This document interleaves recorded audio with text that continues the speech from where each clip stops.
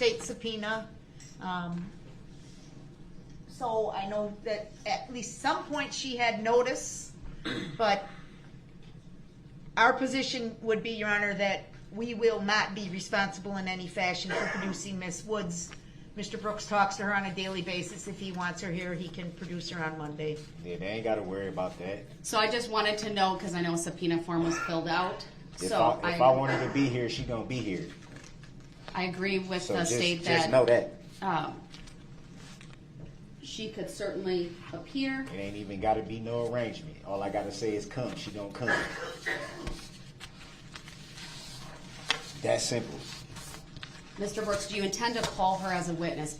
Because I'm directing you to said, have her here at 9 a.m. We said all that at the beginning, man. Like, I don't even want to be in here that much longer. Just do what you got to do so I can get up out of here. I'm tired of being in the courtroom that has no integrity whatsoever. How can you even call yourself a judge? Brooks, I need to make a record of I need to make a record too. You don't. When am I going to get the chance to do that? All right. I need to make a record. He's being removed to the other courtroom. He is yelling at me. He's not going to let me make a statement or make the record that I need to make. He hasn't sat down for the better part of 2 hours. All you want. You can hold me in contempt all you want. I'm not holding you in contempt. If it's criminal or civil, so I can hit you with you. I need to clear the courtroom because I do need to make. I'm gonna give you what you know is coming. I need him to go to the other courtroom because I do need to put some things on the record. The record should reflect the contract between you and I? Mr. Brooks if it's is criminal, yelling at me. What is the crime? He is. Who makes the claim? And what is? I will make the record when we get back. I will step off, but Mr. Brooks, you're being taken to the next courtroom. Mr. Brooks, don't try to address me like that, like we cool. You don't have no integrity. How can you even call yourself a judge? Making tacit agreements, being biased, judicial misconduct, trying to steal somebody's system. State receive anything through, like, the inter-office communication? We have not. I just checked this morning to see if there's anything new. Nothing has been received at my office.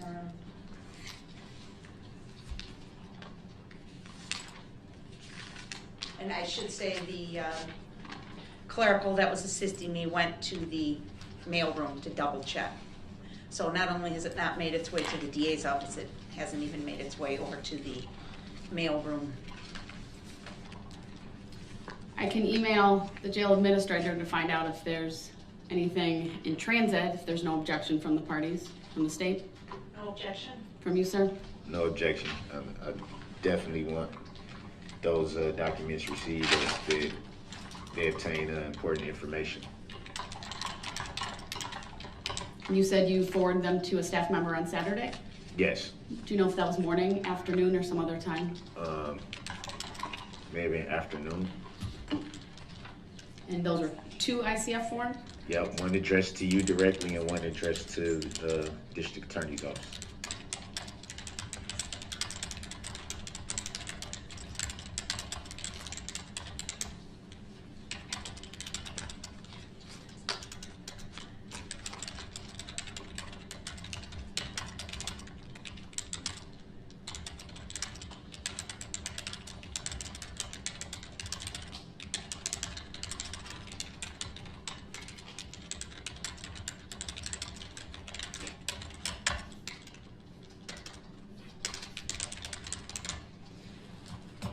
I'm sending that. I will send it with high importance and we'll see what response I get.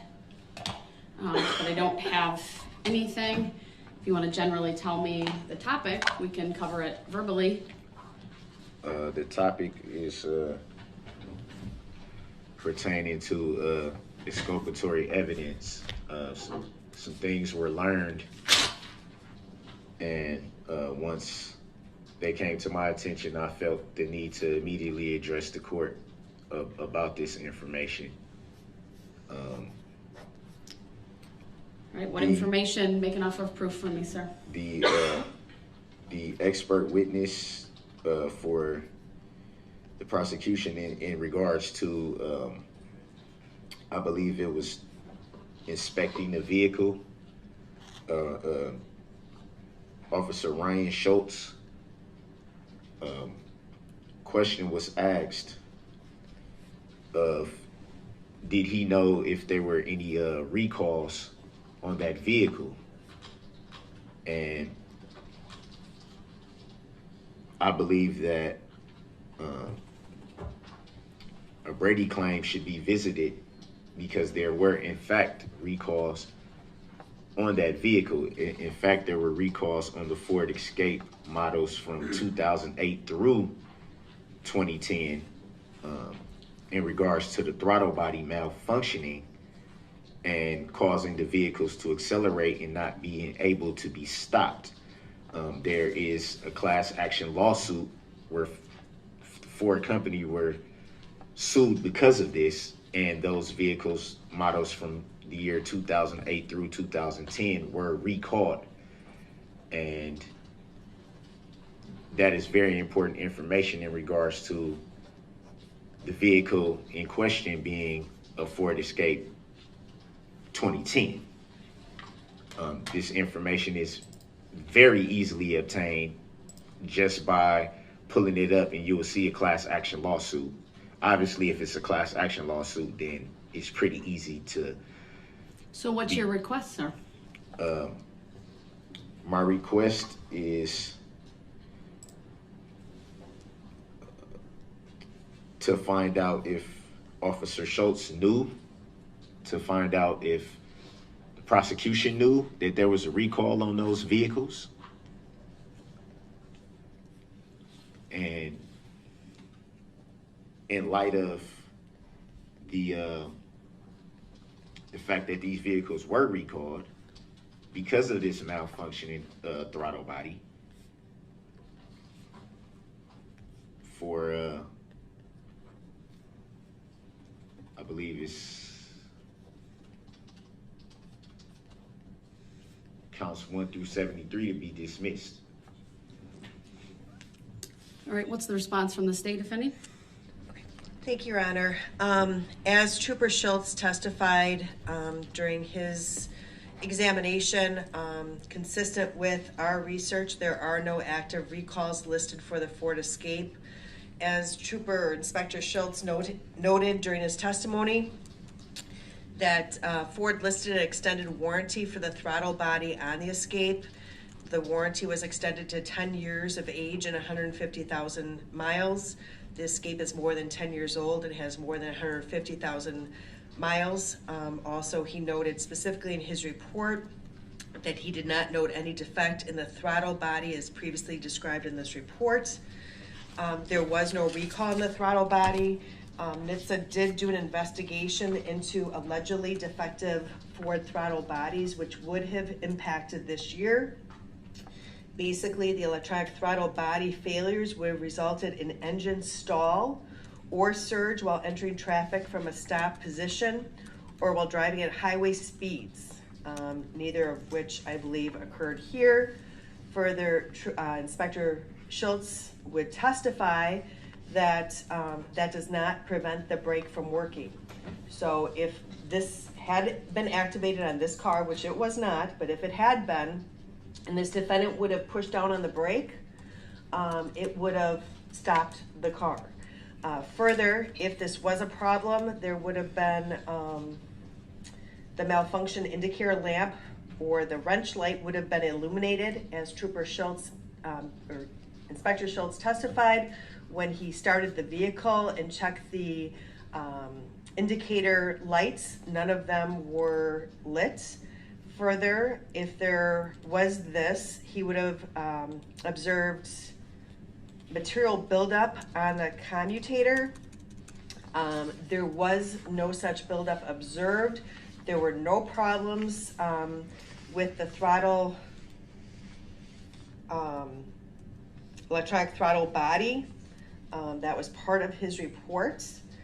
Therefore, this is, although there may have been some cars who had this problem, the car that the defendant was driving on this day did not have that problem.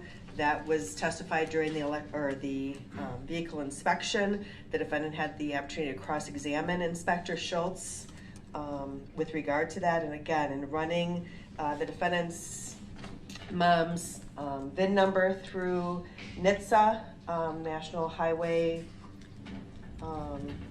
Traffic and Safety Administration, There are, for this particular VIN number, for this car that the defendant was driving, 0 unrepaired recalls.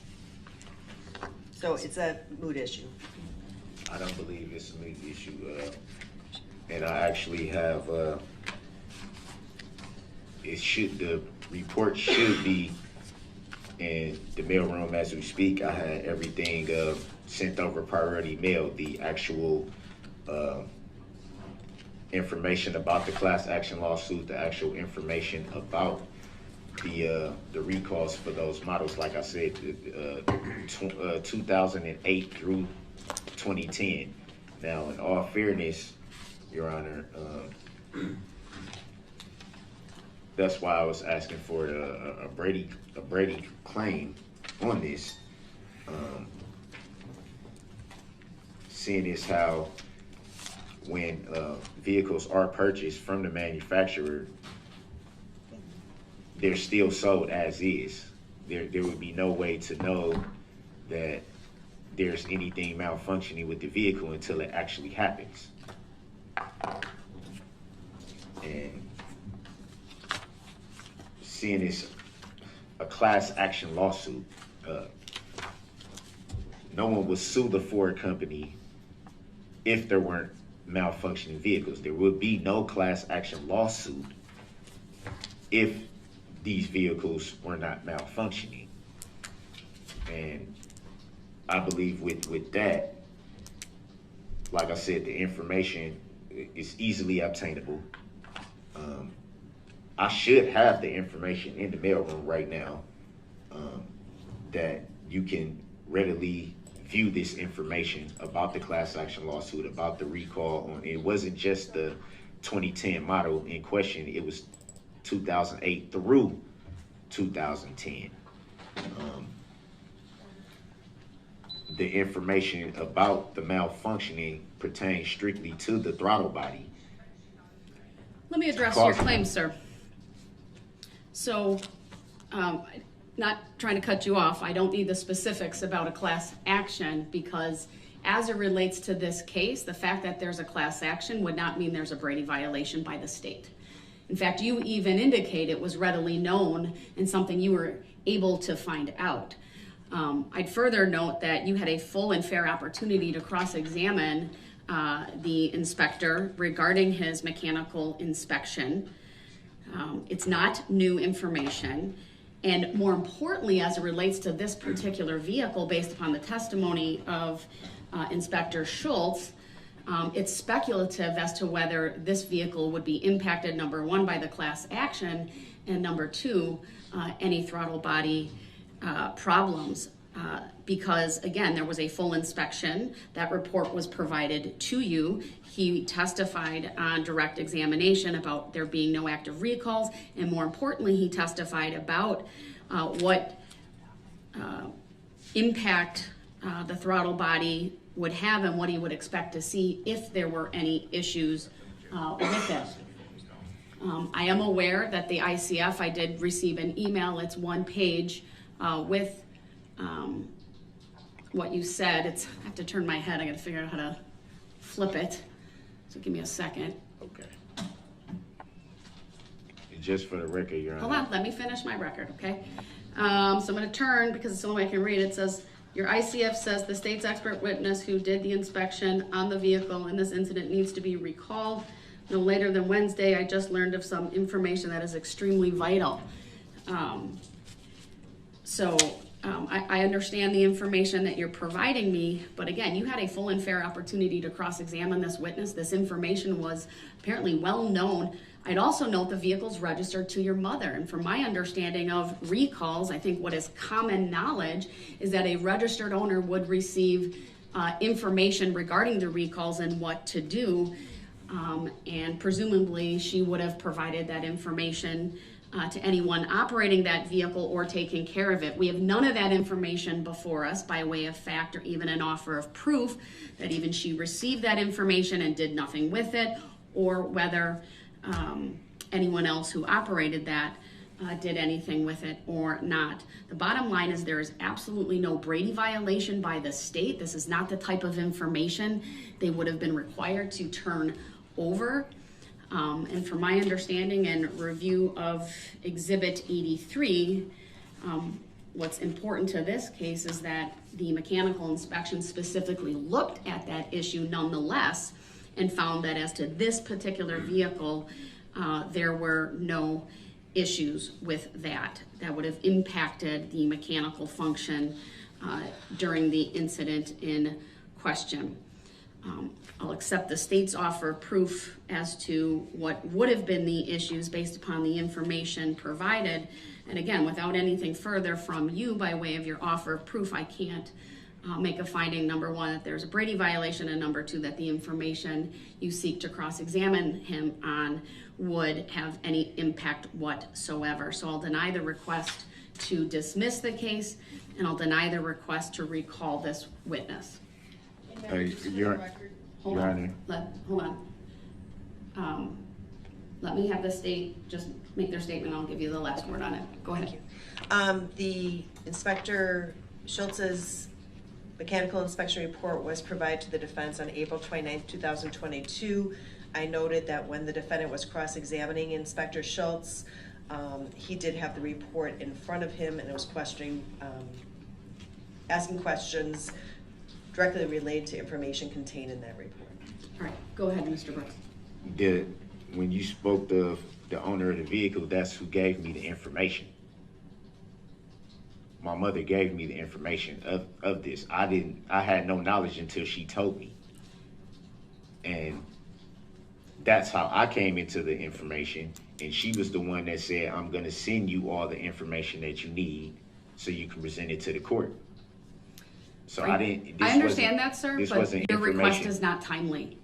So you have had this information for quite some time, either through counsel. I did not have it for quite some time. Let me make my record, either through counsel. It was just told to me. That's not what I'm saying. You've had the information about this report for quite some time, either through prior counsel or through all of the discovery that was turned over to you when you took over your representation of your own case. The fact that you have now learned this, it's a little bit too late. And I understand that may seem fair to you, but even when I consider the information that you're providing to me, it's speculative on your part as to whether there's any impact on this particular vehicle because of the inspection that was done. And you had a full and fair opportunity to cross-examine the inspector about information that was readily obtainable and researchable by you prior to the time that you cross-examined this witness. It was not readily available for me to expect at the time. I don't have access to the internet. So how would I be able to? Mr. Brooks, you're telling me your mother had that information. No, so, I'm and I'm telling going to you, trust. she just told me this information. I have the phone calls to prove it. I understand that. I'm denying the request, sir. And I would like a. So that's my decision. I object to that, Your Honor. I understand. I I've made my object to that. decision. I expect that you respect the decision, at least No. as we're not going to debate it further.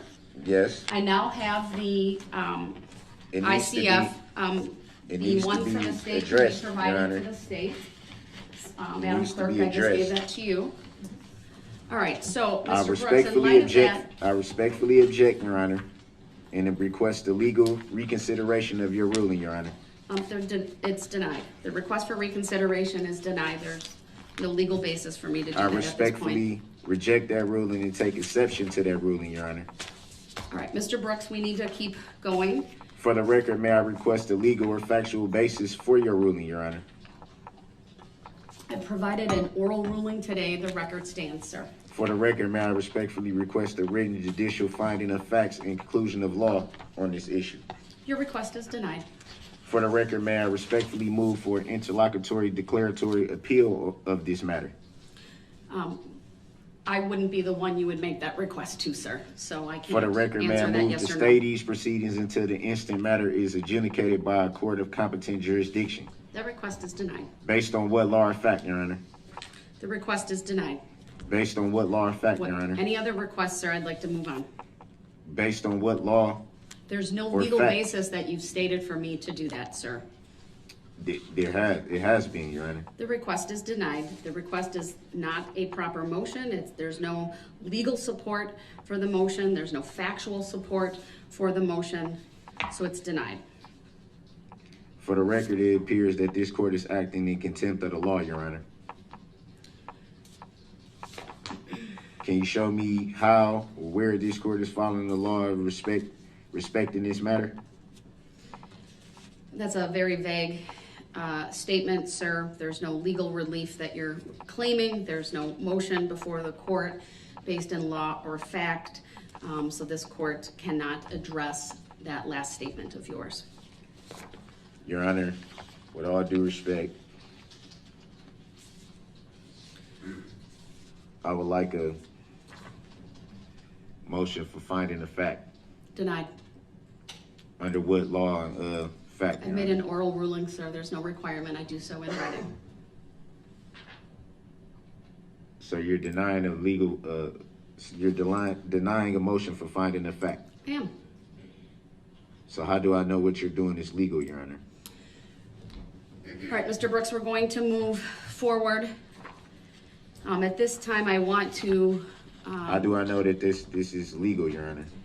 Can you show me that it's legal? Mr. Brooks, we're moving forward. So your Doesn't request seem is like denied. it doesn't seem Mr. like Brooks, you're- I need to give you some It advisements, doesn't and seem I'd like ask that you you're. I stop don't need interrupting your me. advice. No, I have to need give you you- advisements, sir, regarding I your need right you to testify. I need to do your job without prejudice and without Mr. bias. Brooks has Your now Honor. interrupted me multiple times. He's failing to respect the court's oral rulings here today. It's something that he's done repeatedly throughout this trial. Mr. Brooks, I need to go through some advisements. Unless you have a witness to immediately call, I need to go through this particular discussion on the record with you regarding your right to testify. You don't need Do you to have go a through- witness you to don't call, need to go sir? through anything with me on record. You Actually, need I to, do so, actually, sir. you That is don't. required by law. Actually, you don't. You need to do your job as a public servant. Mr. Brooks, and honor the oath that you I took, need to go Your through Honor. these advisements, and if you're going to keep interrupting me, you will forfeit your right to be present, and you So will be you're holding me in removed contempt to the next courtroom so that I can properly go through these advisements without being interrupted. And I still don't have to answer. I still don't have to answer whether I'm in this court or not. So you're holding me in contempt yet again. Mr. Brooks, I've not held you in contempt. I've found that you have forfeited your right to be present by your conduct, which is one of the options available to this court under Illinois versus Allen, under State versus Vaughn. It's also referenced in State versus Anthony. So I am going to keep going, sir, despite your protestations. Your Honor, with I all need due you respect, to in Illinois not versus interrupt Allen, me. in This is Illinois another versus- interruption. In Illinois versus Allen. Mr. Brooks, do I'm they not say- going to have a debate with you on I'm the not meaning trying to of have a Illinois debate. versus I'm Allen. not trying to have a debate. You are I'm merely advised trying that to if understand continued, Illinois versus Allen. Mr. Brooks, you are advised that continued interruptions will result in you forfeiting your right to be present during this next phase of the trial. Okay, but you saying that I'm I've said forfeiting that my multiple right. times. You I've saying- given you multiple You're opportunities to holding stop me in interrupting contempt. me. You're holding me in contempt. Mr. Brooks, By I'm not holding removing you me in from the contempt for courtroom. the second time here, and I've Your also Honor. repeated that. Your Honor, He's with all- interrupting me yet again. with Mr. all Brooks, I respect- need you to stop talking. With all respect, in Illinois versus Allen. All right, Mr. Brooks continues to want to debate with me the meaning of Illinois versus Allen. It is a clear indication to this court trying to that understand, he Your wants to disrupt these proceedings, even That's in not a true. mild manner tone That's of not voice. true. I've I'm reminded seeking him to repeatedly understand, Your regarding Honor, standards because of it decorum doesn't. and civility, and Illinois one of the doesn't. bedrocks is that he Illinois not versus interrupt. Allen does not state. All right, I'm going to that- remove him to the next courtroom so that I can go through It does proper not state- advisements with him without being interrupted. does not We'll clear the state courtroom that and you we'll can be resume present from once he cameras. is over there. Again, I'll It make doesn't the state that appropriate you can be findings when present he is from there. cameras. The court with your sentencing recommendation. Thank you, Judge. Obviously, I'm very grateful to the court for its patience in listening to all of these victims here today. It was very, very important that you hear from them directly, and the stories that they shared with you, really very personal and very compelling as to the impact that this crime had on so many people on so many levels. The focus of my comments, Your Honor, will briefly speak as to Darrell Brooks and his prior history because I think it's important there's a record of that. But I don't intend to spend a lot of time on Darrell Brooks because I think what's already been said is the most important message that I'd like this court to think about overnight as you consider your options here. I will tell the court as to Mr. Brooks' prior record. The court is aware from the bail jumping charges he's pending on several felony counts in Milwaukee County. 21 CF 5020, he's charged with intimidation of a victim, that being Erica Patterson, and felony bail jumping with an offense date of November 8, 2021. He's pending on case number 21 CF 4596 with an offense date of November 2 of 2021, charged there with resisting, obstructing, felony bail jumping, second degree recklessly endangering safety, domestic battery, and domestic DC. That is the case where he is alleged to have struck Erica Patterson in the face with a closed fist after an argument, and then as she was walking away, intentionally ran her over with the same 2010 Ford Escape that he used in this attack. When the police went to his mother's home and found him there, he was in the Ford as they approached. He got out and tried to run into the house. He ignored their commands to stop. He tried to flee and eventually was apprehended. He lied to them and said he was not driving the Ford SUV that day, even though there was evidence to the contrary. That case is pending in Milwaukee County. He was released on $1,000 cash bail in that case on November 19th of 2021. There's a third file pending, 20 CF 2550.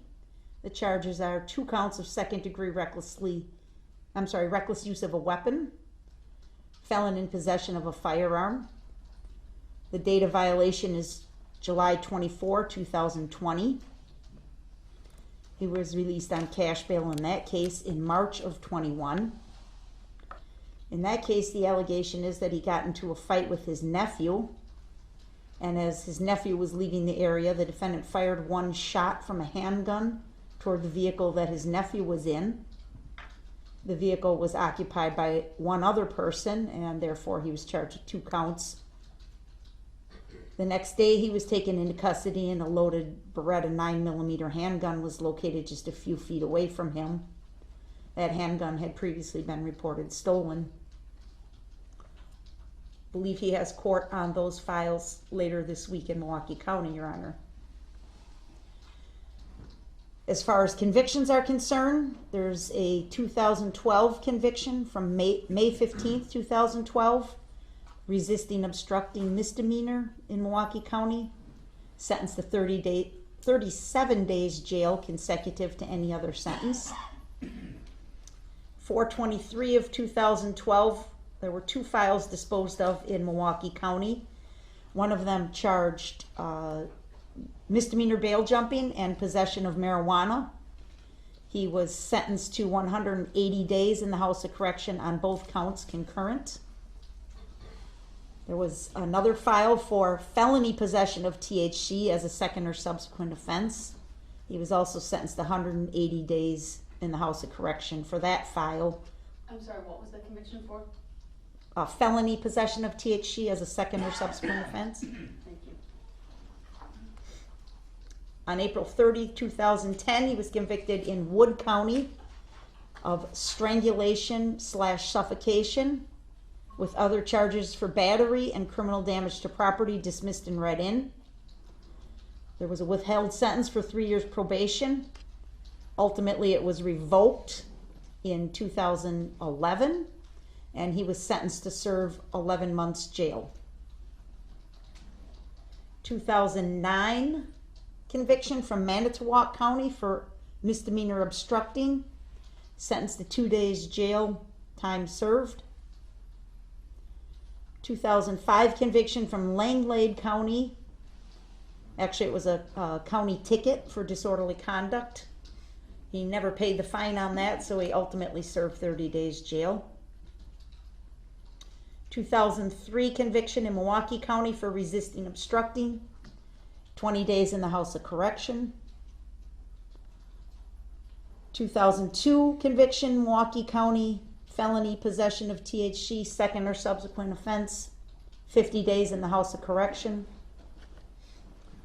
2000, convicted of substantial battery, party to a crime, sentenced to prison, withheld, and 3 years probation imposed along with 6 months of condition time. That probation was ultimately revoked and he was sentenced to prison. That's his record from the state of Wisconsin. He has a record from the state of Nevada. June of 2016, he was charged with a sex offender registry violation, failed to appear in court on that offense, and there is currently an outstanding warrant for his arrest active in the state of Nevada. 2007, he pled guilty to statutory sexual seduction as a felony. A suspended sentence was ordered for 36 months probation. That's what led to the sex offender registry requirement, which he is currently non-compliant with. In December of 2006, there were 2 files disposed of in Nevada. One was domestic battery as a misdemeanor. He received a suspended sentence. And the other, he was found guilty at trial of obstructing, misdemeanor, and sentenced to jail. In the state of Georgia, he has a conviction from May of 2021. I'm sorry, not a conviction, an arrest from May of 2021 for misdemeanor battery, domestic violence. The disposition of that case is unknown. And of course, there's paternity action that was pending here in Waukesha County that had been a warrant or capias had been issued for him on at least 8 occasions during the life of that file. That's a 2003 case. He was sentenced to jail on several occasions for failing to pay child support. He was once allowed Huber privileges on a jail sentence, but had those Huber privileges revoked in 2009.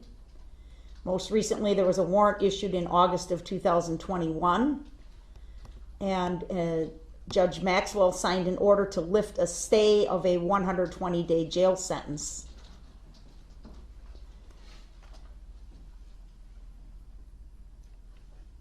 That is the extent of his criminal history that we are aware of, Your Honor.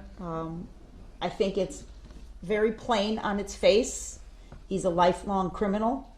He is someone who has repeatedly, continuously disobeyed law enforcement based on the resisting, obstructing type charges. There's multiple counts of bail jumping, disregarding court orders, disrespecting court orders. There's multiple acts of violence. There's weapons violations. This man has a history and a pattern of engaging in violent, dangerous behavior in the community. And it was no different on November 21 of 2021. I'm not going to spend a lot of time talking about the attack. And I choose to call it an attack instead of referring to it as the parade, as somebody mentioned. There's nothing wrong with the parade. The parade is good. The parade is the embodiment of a community. That's what you expect to see at a parade, is children at a parade, families, people from all over the area coming together for a joyful, happy event. The parade will continue. It will kick off again in a few short weeks. And I hope and pray there's joy and laughter and kids in the street collecting candy. That's what it should be.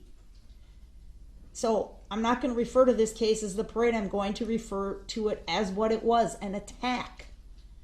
And the facts are very clear, Your Honor. Very few of the victims who were struck had any idea this car was barreling down on them. It's an act of a coward, plain and simple. They had no way to know it was coming. And he mowed over them and ran them over without any ability to defend themselves.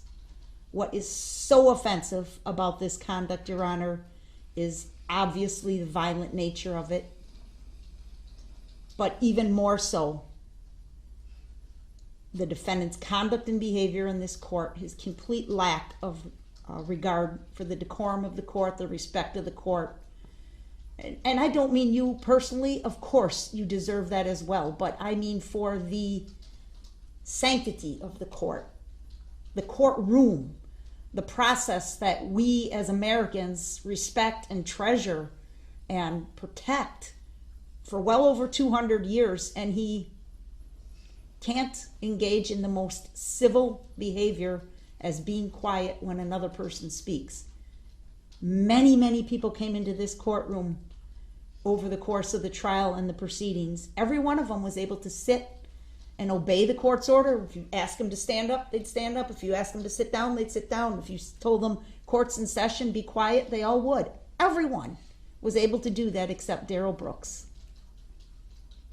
I think he was able to do it. I just don't think he wanted to. I just think this is all part of his charade. This referring to himself in the third person, trying to distract him or detract himself, I should say, from the events, taking absolutely no responsibility. It's the act of a narcissistic coward. Those words have been used here today, and nothing could be further from the truth. He is a coward. He ran like a scared little chicken from this parade, trying to slither away in the dark of night, but only to stop long enough and try and take advantage of good citizens that would help him. He calls and lies to his mom, right? Get me an Uber. I can't get into it. He lies to the officers repeatedly. We saw the time of his arrest. We heard the testimony from Daniel Ryder, a good man with good intentions and a good heart who took this murderer into his home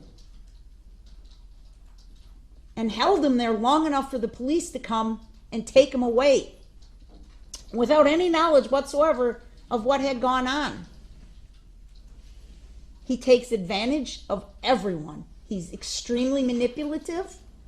He absolutely thinks he's in control of everything, when in fact, as he sits here in custody, he's in control of nothing except for his own behavior. Mr. Brooks, be quiet. Except I'm for not his... gonna sit here and be disrespected. Mr. Brooks, be quiet. I'm not gonna You'll sit have here your and be opportunity. disrespected. These are sentencing arguments and they can make them. So I could do the same thing? Mr. Brooks, there's nothing disrespectful. They are doing it in Yes, a it is. respectful Okay, way. call me out of my name again. Go ahead, Attorney Opera. Judge, these are the facts. You heard from so many of these parents and so many of the people that were there of that fight or flight, right, that kicked in. He ran. He fled. He tried to protect his own self. That's it. That's all he did. Everybody else sprang into action, whether that action was to immediately account for their for their family and get them out of there to safety, whether it was good Samaritans. And Judge, I really thought long and hard. I had a video clip that I was perhaps going to show to you. You've seen a lot of this during the trial, but I mean, it comes from the clip when I showed during my closing argument near the end of the parade route where the Catholic community had been struck and all the shoes laying in the road and things like that. That person that took that video walked down Main Street for quite some time and captured quite a few images, and it's really quite powerful, but I also thought it's really quite painful. But one of the things that was just so remarkable to us as we watched things like that was the average citizens that just sprung into action to save somebody else. There was a particular moment where there's a person on the ground fervently performing CPR on a victim in amongst a pool of blood without any regard for themselves whatsoever. I don't know who this person was. I don't think I'll ever know. But it's a prime example of the good that came out. So many people talked this afternoon about good versus evil, and I definitely believe that's what this case was about. Darrell Brooks is the epitome of evil. He is evil in Another courtroom, person. please. No, we may not. The community is May I have the good. order The of the court people so I are can good. I think it'd be The best for me to victims just go are into the good. other Mr. courtroom. Brooks, I'm talking. I don't care about you talking. I don't care what you care about. I know you don't. Sit down and be You- quiet. nah. Everybody has told you Nah, that. Stop it. See, you got it all wrong, Miss Opper. Judge, the community has spoken. This jury returned a verdict in 2 hours. That's how open and shut this case was. Actually, it was Everybody saw it. Actually, it was Everybody but Darrell Brooks. This jury You think deserves you know. to be commended for their conduct, their God bless you, patience, though. their God bless you. service. Mr. Brooks, I asked to go to the other courtroom. I'm not so we sending wouldn't you have- there. So we wouldn't have to go. it's not, that is not a place you get to request to go to. It's So when you disrupt the proceedings. I'm She's not trying almost to disrupt done. the proceedings. I'm trying to go to the other courtroom No. so she can finish saying the I wanted- BS she got to say. I wanted to share something with you, Judge. This is something that came in on December 5th of 2021. An anonymous letter came, well, it's not anonymous, it's signed, but it's from a person we don't know, from another state, from the state of Kansas. December 5 of 2021, this person took time out of her day to write a card it's addressed to the Waukesha community, and it was sent to our office. And she wrote, "We have been praying for the healing of your community. Please know that there are people who care deeply all over this nation." That's the kind of message Darrell Brooks needs to hear, because I know during the trial there was a lot of cards, a lot of messages received in my office and in your office. Good, hardworking, decent people that respect the law, that respect human life, that respect their neighbors, that would take the time to comment and say, "Good job. We support you. We are with you." And you saw that strength behind me all day. Those young kids, children, coming up. I mean, Your Honor, I'll say this. God is good. There's been a lot of talk about God. There's been a lot of talk about religion. Darrell Brooks brought the Bible into this courtroom. Every day. These children are remarkable for their strength, for their healing, their physical healing. We haven't met these kids before. We've never met them. We met them today for the first time. You would never know the serious injuries that they suffered as a result of Darrell Brooks by looking at them. Of course, there's much healing to be done. But isn't it remarkable that in a year's time, look how far we have come as a community. Look how far these families have come. These families, these victims that stood up and pointed to Darrell Brooks and said, "You will not beat me. You will not knock me down." That's what we need to move forward with as a community, Your Honor. His behavior is done. We're done with him. He has forfeited his right to be in this courtroom. He's forfeited his right to be in our community, period. There is not one thing that mitigates this sentence, not one. He deserves the absolute maximum sentence on all counts consecutive. Look, Judge, you saw the videos. This wasn't him plowing into one large group of 50 people at one point in time and hitting them. It was linear. He hit one, kept going. Hit two, kept going. Hit three, kept going. All the way down the street.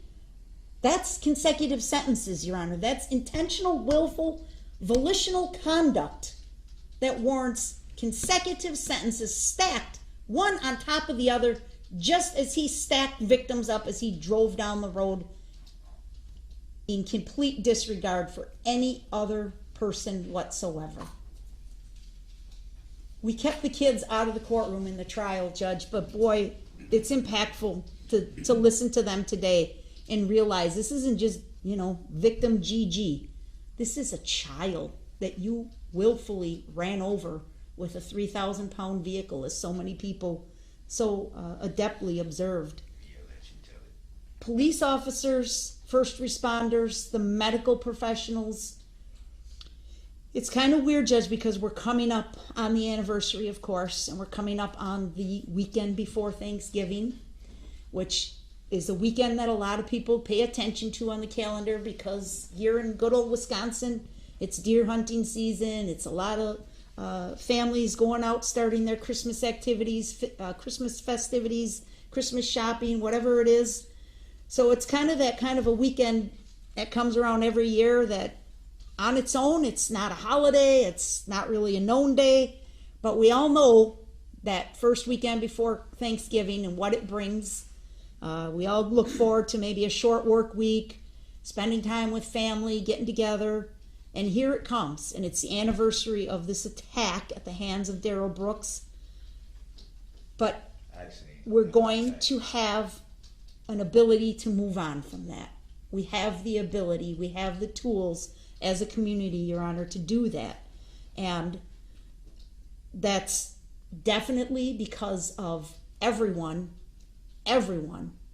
that responded to this incident, the first responders, the police officers, the medical personnel that got paged in on a Sunday night when we're all hunkered down, Packers had played, it's cold, it's dark, and they all had to spring into action and respond. And there were law enforcement from all over southeastern Wisconsin, fire department, EMTs.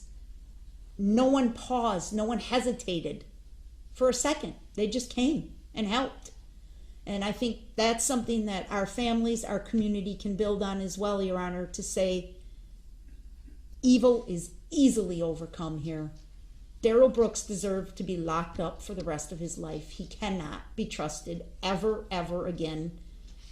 I ask you to consider, I'm not going to go into it, but we had filed the other act's evidence, some of the language in that other act's evidence, the intimidation of the victim.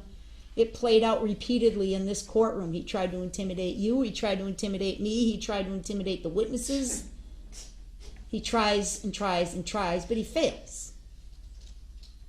He's not the strongest person in the courtroom. He's the weakest person in the courtroom. Morally bankrupt. That's what he is. His character is void. I asked Attorney Basie, what's the word I can use for low character, and then we came up with the fact he really has no character. It's one of the factors the court needs to consider. Protection of the public, the severity of the crime, they all weigh heavily in a stacked sentence, Your Honor, consecutive maximum across the board. Every one of these victims deserves that. I don't know how we look at any of these victims and say, well, he got concurrent time on your case because your pain and suffering wasn't quite as bad as the guy before you or the girl before you. They all deserve that sentence that speaks to their count. The restitution, Your Honor, I filed the paperwork. We are seeking restitution in the dollar amounts from my letter that we reviewed this morning. I'm asking under 97320 sub 11 sub F that you enter an order that the Department of Corrections shall keep 50% of any wages Mr. Brooks may earn in prison and any monies that may be paid on his books or canteen account, and direct those monies to be paid directly towards restitution. He should not be able to work or receive canteen without paying down that restitution. I also included in my letter the request that should any monies ever be paid by contract to Mr. Brooks, that he should attempt to benefit financially from these crimes, that those monies would be placed into an escrow account maintained by the Department of Justice and paid towards the restitution. The restitution in this case is ridiculously low when you consider it, and that's again because of the generosity of good people all over the world that contributed to a community fund and other individuals who generously donated to help these families pay for funerals and medical expenses and things like that. Can you imagine when you heard these mothers describing what their children have been through? Can you imagine the medical bills on these? And he's lucky he's getting off with a $200,000 bill for restitution, Your Honor. I think he should have to pay every last penny of it. I also wanted to wrap up again, Your Honor, by saying you didn't hear from all the victims. Certainly, there were some that just cannot bring themselves to this court in any fashion, in any way. And we ask you to keep them in mind as well, especially the Bill Hospital family. Bill was, walking in support of his wife's team and trying to be in a supportive role as he had done on many other occasions, and lost his life for that simple action, that simple act of good that he participated in. There were some groups that are not represented here today, but I know you heard their story at trial, and you're aware of what some of them went through that maybe wasn't specifically addressed here today, but I just ask you to keep in mind that we certainly presented a wide array of victims to you, but not everyone. And then certainly, as I mentioned at the outset, the community as a whole absolutely demands justice for these victims, these families, and for the community itself. That Darrell Brooks has no redeeming value, Your Honor. Thank you. All right, thank you. Mr. Brooks, as far as I can tell from the correspondence from your mom and from you, I believe there may be closer to 3 individuals plus yourself who wish to speak at sentencing. Since we lost an hour or so today, although we did go late, so arguably we gained it back, I still was thinking about starting at noon just to make sure there's ample time. I will start the Zoom shortly before that. The information has been provided to your mother, and I believe she will provide it to the other individuals on your list who wish to attend and make a statement on your behalf. So right at noon, we will start that process. Typically, I would hear from the individuals on your behalf with you going last, but you tell me if you want it to go a different order. That's fine. All right, and then I'll hear from you. I may take a short break before I come back out, or even a longer break, depending on the timing of everything tomorrow, to just collect all of the final statements and process them. Obviously, I'll take the overnight to process what I've heard today, in addition to what I've already been doing on my own. And I haven't seen any written statements on your behalf. I don't know if anything came in today during this hearing, but I'll rely on the verbal statements that are made and then yours at the time of sentencing, or prior to me imposing sentencing, okay? I apologize. It's very emotional and frustrating right now, so I apologize to you, Your Honor, in court. I understand it's frustrating, and I understand that It's just very hard to sit and, it's almost like a pile-on. So I still understand that I have to conduct myself. Thank you, everyone. Please be seated.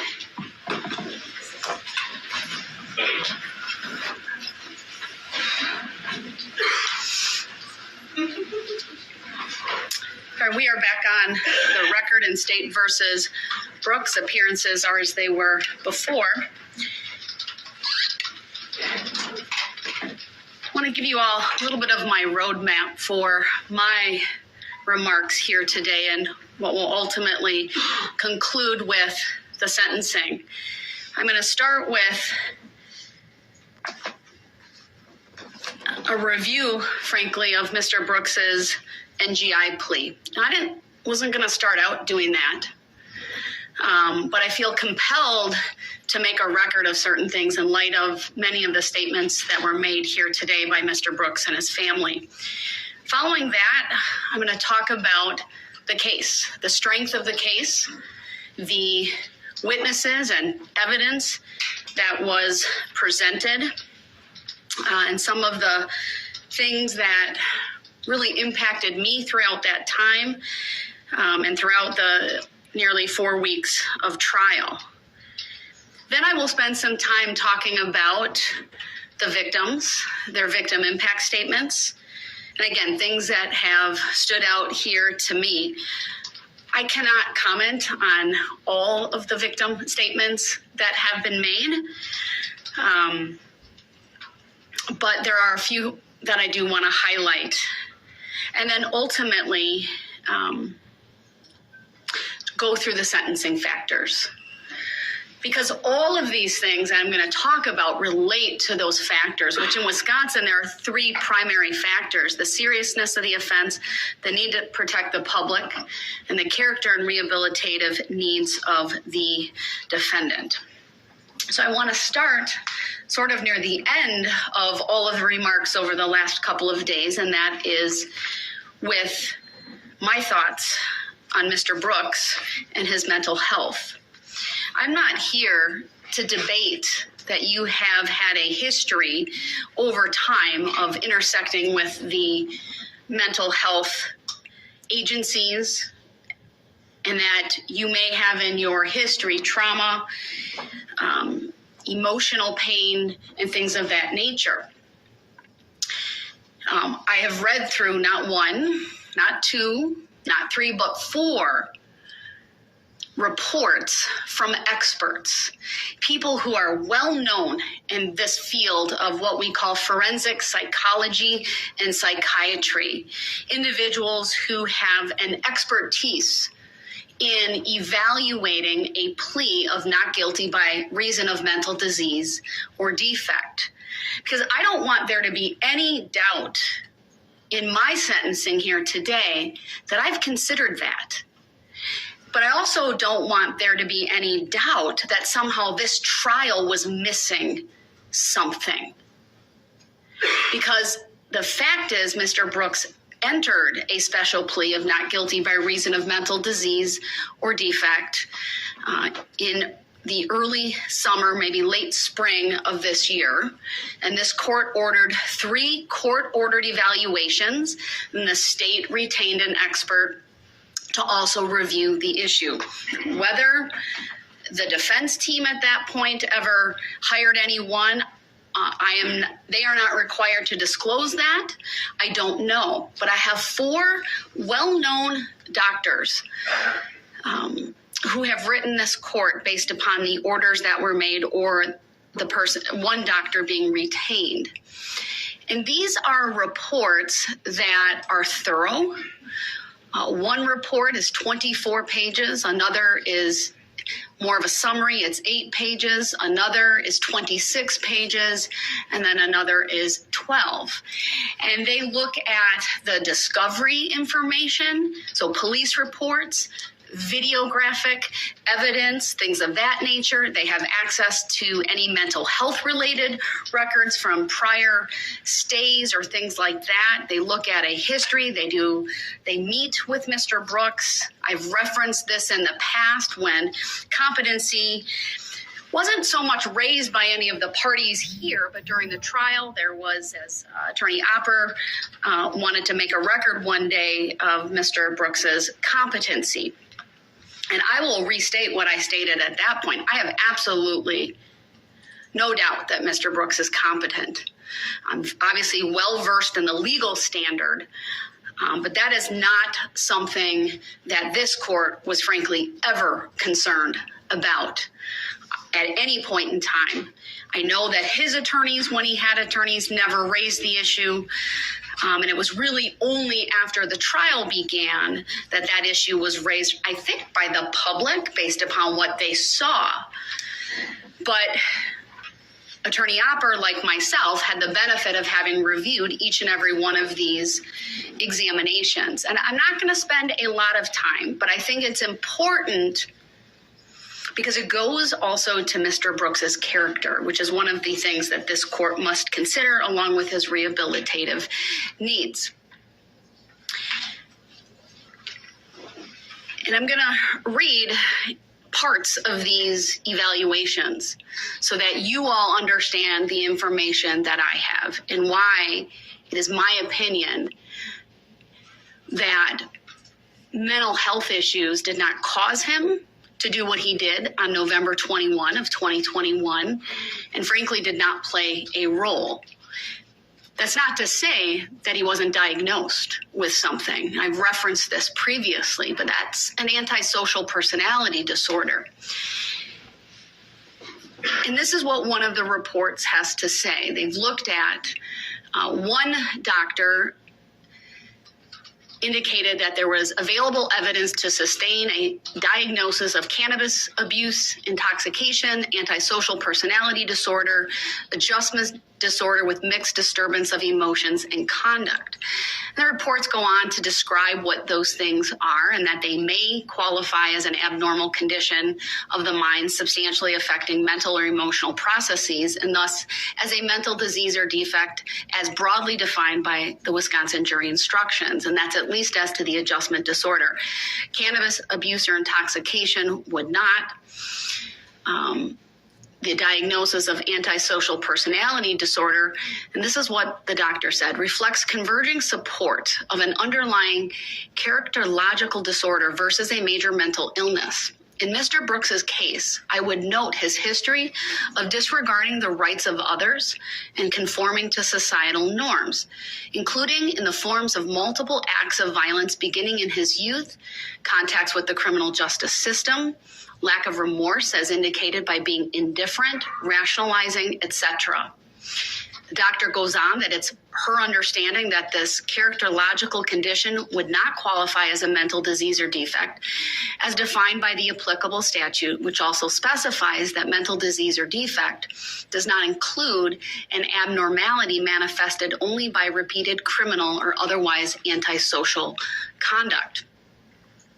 Goes on to talk about her opinion regarding criminal non-responsibility.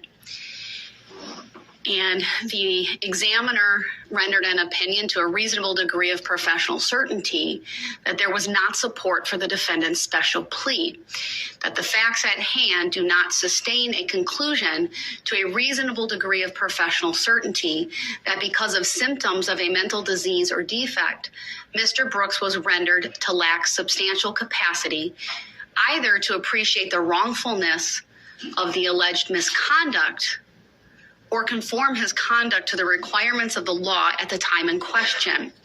In arriving at this opinion, the following considerations were significant to this examiner. While acknowledging Mr. Brooks' documented history of episodic contacts with mental health professionals beginning in adolescence, most of the time he has had such contacts or received mental health treatment when in custody. In effect, there is not a sustained, documented history of a diagnosed major mental illness for him predating the alleged offense or otherwise. Looked at a psychiatric review from April of 2010. At that point, the defendant was determined to have no medically determinable impairment on which to qualify for disability benefits. The consultant who conducted the review noted that Mr. Brooks' claimed mental illness was not, quote, well established, quote, that the statements that he made at that point were not deemed credible, they were inconsistent and not verified by treatment providers in the community. Factor number 2, the defendant's history of violence beginning years predating the alleged offense is significant. He faced multiple prior domestic-related charges. He was not permitted in his mother's home because of the history of violence. To be sure, the magnitude and lethality of Mr. Brooks's violence in the commission of the alleged offenses is more severe than what was previously known. However, the defendant's history of a pattern of violent behavior, coupled with other aspects of his history, and in this and this case strongly suggests that his mental state, which produced the alleged offenses, was most fundamentally formed and fueled by contributions of his underlying characterological dysfunction, anger, and rage born of his conflict with his girlfriend moments before the Christmas parade tragedy. The examiner considered Mr. Brooks's episodic endorsement of auditory hallucinations, including on clinical interview with the undersigned, meaning the examiner, and in a couple of recorded jail phone calls subsequent to his arrest. She said this: "I am unaware of any objective corroboration that he presented, either in the hours leading up to or following the alleged offenses, as internally preoccupied or otherwise exhibiting signs of impaired reality, contact, or behavioral discontrol. To the contrary, the defendant's conduct within hours of the onset and moments following the alleged misconduct was organized, controlled, and purposeful. Moreover, he demonstrated the motivation and capacity to take efforts to evade detection and try to flee the immediate area of the parade carnage." She went on, "I have considered the seemingly inexplicable nature and magnitude of the violence and mayhem wrought by the defendant's conduct on the day in question. He has caused 6 deaths, dozens of injuries, and terrorized hundreds of parade participants and thousands of spectators. There is no indication in the extensive compilation of records and other information available that at the time of the alleged misconduct, he lacked substantial capacity to either control or conform his conduct to the requirements of the law, or that his reality contact capacity to appreciate wrongfulness was substantially impaired. In the context of rage born of his conflict and altercation with his former girlfriend turmoil, the defendant was disinclined to control his behavior or attend to its consequences. Notwithstanding the magnitude of the violence in this case, a mental disease or defect is not defined by the unnaturalness or enormity of the act. Moreover, temporary passion or frenzy prompted by revenge, hatred, jealousy, envy, or the like does not constitute a mental disease or defect." She goes on to talk about the course of functioning of Mr. Brooks during the day leading up to the alleged offense. Does not suggest that he was behaviorally dysregulated or that his reality contact was impaired. Goes on to talk about what he did in the immediate aftermath of the parade, including fleeing the vicinity, making efforts to evade detection or responsibility, and other things. Went on to discuss other evidence, including the videographic evidence of the Ring doorbell and being on the porch where he sought to use the phone. He had apparently discarded a couple of small bags, later determined to contain marijuana. And presumably, this is the examiner again, he discarded items to evade responsibility for possessing them. By implication, such conduct strongly suggests his capacity to appreciate wrongfulness was then intact. When responding to law enforcement officials, he followed their commands. He lowered himself to the ground. We saw that on the recording of his arrest when he was taken into custody and detained. None of the behaviors nor verbal remarks at the time of the arrest suggest he was behaviorally dysregulated or that his reality contact was impaired. Following his arrest and being taken into custody, he engaged in an informal series of verbal exchanges with authorities. And none of his statements taken at face value suggest he was then actively psychotic or that his behavior controls were substantially impaired.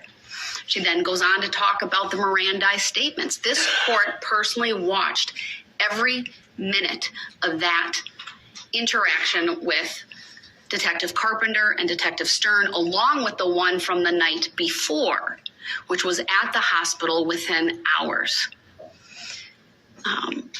And I would concur with the examiner's conclusions that the content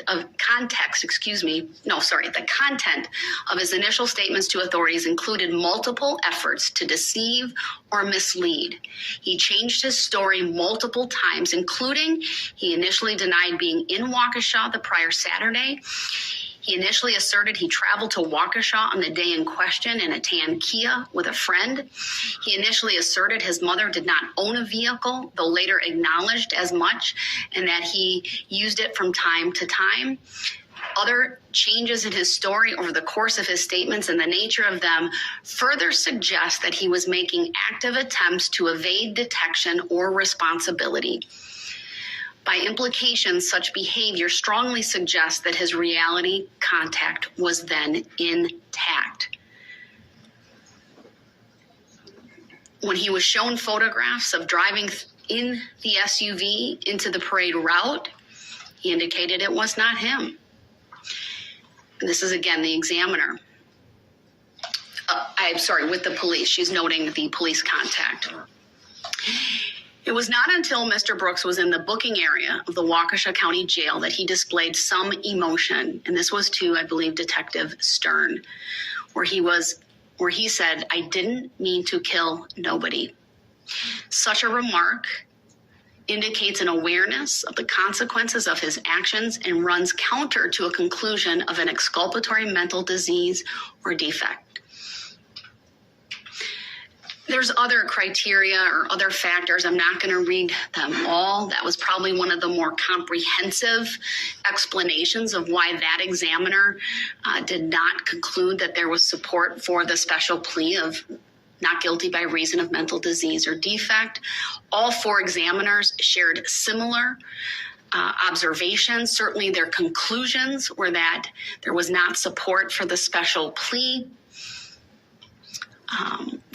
One examiner talked about, again, conduct after driving through the parade, abandoning the vehicle used in the act, altering his appearance by removing his outer layer of clothing, altering how he was wearing his hair, and then engaging in further efforts to leave the scene by securing transportation via a ride-sharing application.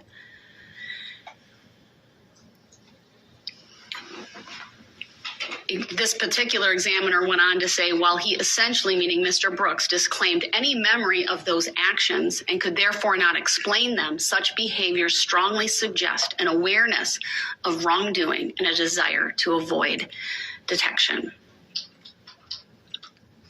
Another examiner had very similar things: antisocial personality disorder with borderline features, talked about the cannabis use disorder and full remission in a controlled environment. What's interesting about this particular report is the description of an antisocial personality disorder. The DSM-5 defines antisocial personality disorder as a pervasive pattern of disregard for a violation of the rights of others occurring since age 15 years, as indicated by three or more of the following: failure to conform to social norms with respect to lawful behaviors, as indicated by repeated performing acts that are grounds for arrest. 2, deceitfulness, as indicated by repeated lying, use of aliases, or conning others for personal profit or pleasure. 3, impulsivity or failure to plan ahead. 4, irritability and aggressiveness, as indicated by repeated physical fights or assaults. 5, reckless disregard for safety of self and others. 6, consistent irresponsibility, as indicated by repeated failure to sustain consistent work behavior or honor financial obligations. 7, lack of remorse, as indicated by being indifferent to or rationalizing having hurt, mistreated, or stolen from another.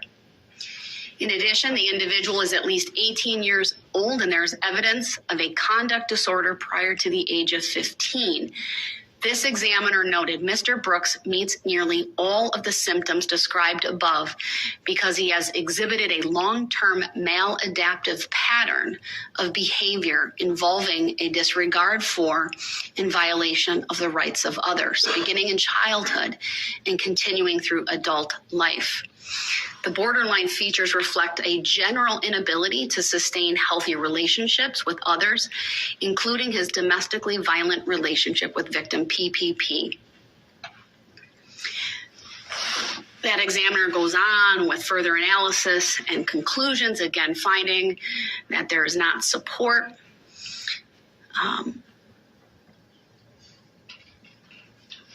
The last examiner, again, made similar conclusions, also diagnosing Mr. Brooks with an antisocial personality disorder. Why is that important? There is no doubt that in our criminal justice system today, we face a crisis of the mentally ill intersecting in our courts. In the last year and a half alone, this court has ordered many competency evaluations, presided over a number of contested competency hearings, and ordered many, many evaluations for the special plea of not guilty by reason of mental disease or defect. And the bottom line is, for this court, Mr. Brooks does not present as a person who is either not competent or not guilty by reason of mental disease or defect. It is frankly heartbreaking to see those individuals who truly suffer from schizophrenia, for example, intersect in our criminal justice system. Sometimes they do unspeakable things. They hurt other people. I'm thinking of one such gentleman who was so schizophrenic and out of control. He couldn't even be kept in the courtroom. He was too loud. He clearly, if you've ever been in the room with someone who is suffering from auditory or visual hallucinations, it is not something you easily forget. It makes an impression, even on someone like myself who's not an MD or a doctorate level psychologist. I've been in the room with an individual who was, when I did defense work, and he was accused of killing someone near and dear to him. It's a very, very different presentation. It's heartbreaking. It's heart-wrenching. Do the mentally ill sometimes commit atrocious crimes? They do. This is not one of those situations. We've heard Mr. Brooks's family talk about mental illness and bipolar. You know, in addition, before I get to that, I've also had, over my 11 years on the bench, of coming face to face with evil on occasion. There are many times, good people do bad things, but there are times when evil people do bad things. There is no medication or treatment for a heart that is bent on evil. Child trauma, bipolar, indifference, physical abuse of a child, or even childhood trauma did not cause Darrell Brooks to commit the acts for which he will be sentenced here today. It is very clear to this court that he understands the difference between right and wrong, and that he simply chooses to ignore his conscience.